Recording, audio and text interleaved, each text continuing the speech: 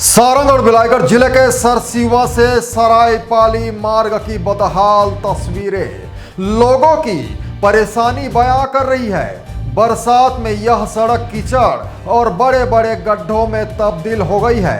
हालांकि सड़क निर्माण का काम जारी है और गड्ढे भी भरे जा रहे हैं, लेकिन फिलहाल राहगीरों को रोजाना मुश्किलों का सामना करना पड़ रहा है। देखें रिपोर्ट।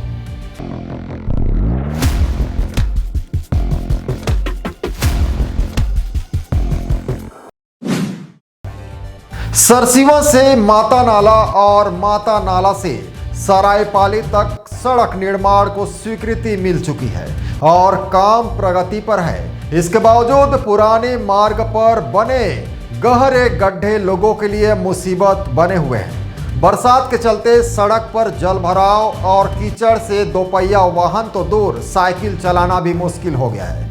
आए दिन लोग फिसल कर गिर रहे हैं और दुर्घटना का खतरा बना हुआ है। राहगीरों का कहना है कि बरसात में इस मार्ग से गुजरना किसी चुनौती से कम नहीं है। लोगों ने शासन प्रशासन से सड़क निर्माण कार्य में तेजी लाकर जल्द से जल्द बेहतर सड़क उपलब्ध कराने की मांग की है। फिलहाल निर्माण कार्य जारी है, लेकिन अब तक सड़क पूरी तरह तैयार नहीं हो जाती। तब तक इस मार्ग से गुजरने वाले लोगों की मुश्किलें कम होती नहीं दिख रही है। बहुत दयनीय स्थिति सर। इसमें तो साइकिल भी नहीं चढ़ पा रहे हैं सर, इतना बड़े बड़े गड्ढा है सर। देखिए मोटरसाइकिल तो इसमें बहुत सारा एक्सीडेंट भी हो चुका है सर।